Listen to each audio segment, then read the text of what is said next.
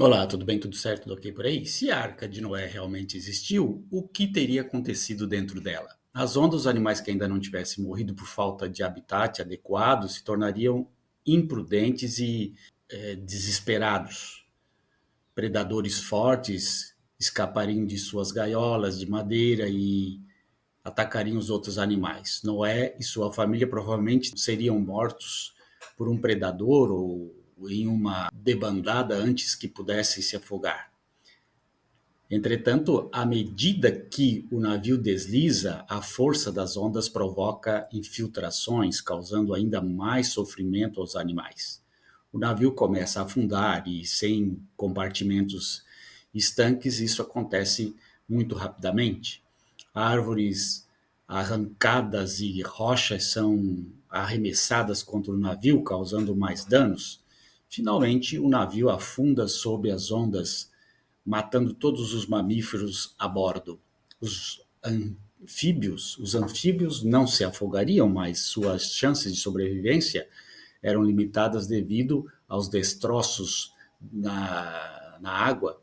As aves ficariam presas dentro do navio com os outros mamíferos, mas se algumas aves escapassem pelas paredes danificadas, apenas as aves migratórias conseguiriam voar por tempo suficiente sem terra firme para pousar. Elas teriam que voar por cerca de 150 dias de sua capacidade máxima de 200 dias, tentando se alimentar de peixes que capturassem no oceano. Nessa situação, provavelmente morreriam devido a detritos, fome, sede.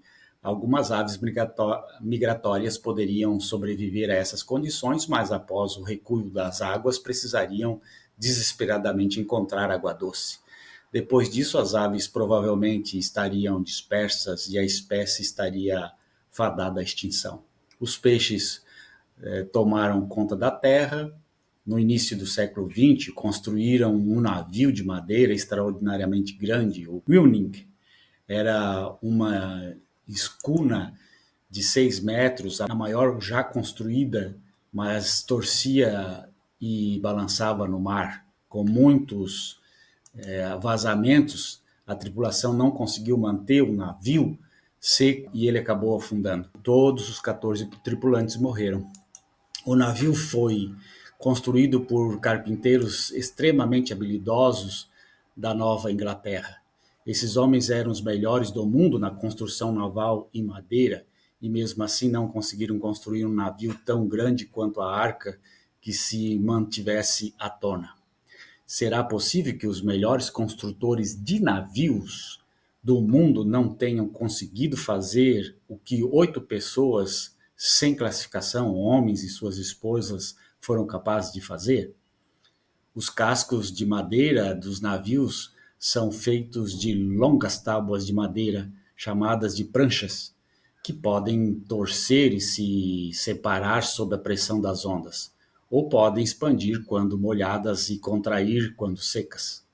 Para minimizar essas dificuldades, as ripas devem ser unidas de forma a permitir o movimento ininterrupto da junta. Cada ripa também deve ser conectada de maneira semelhante às ripas acima e abaixo. No entanto, se as forças do casco fizessem com que as tábuas deslizassem umas sobre as outras, um processo chamado de deslizamento lateral, o navio começaria a vazar.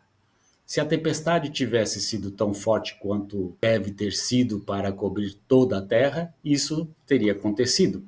O problema se agrava quando o navio é mais comprido e a arca era aparentemente muito grande, com 150 metros de comprimento. Também é impossível para o navio acomodar todos os diferentes climas necessários para manter os animais vivos.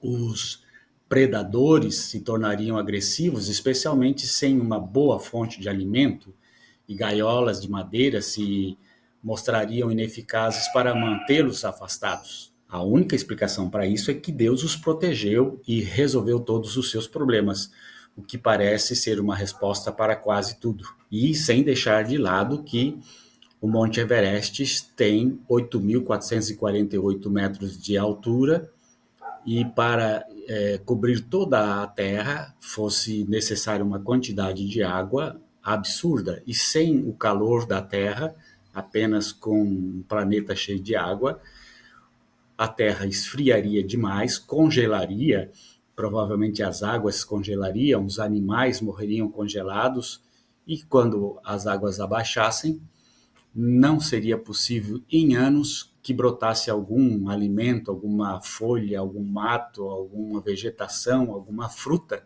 que pudesse alimentar esses animais. Portanto, essa história da Arca de Noé se trata de um mito trazido de outras culturas, de outras religiões, implantadas, colocadas no mix e transformadas para a crença pós-exílio do povo de Israel. Depois do exílio, quando o povo foi exilado, existiam os mitos de criação de outros povos. E o povo hebreu não tinha o seu mito de criação, precisou então colher informações dos mitos de criação dos outros povos e aí sim criar o seu próprio mito da criação.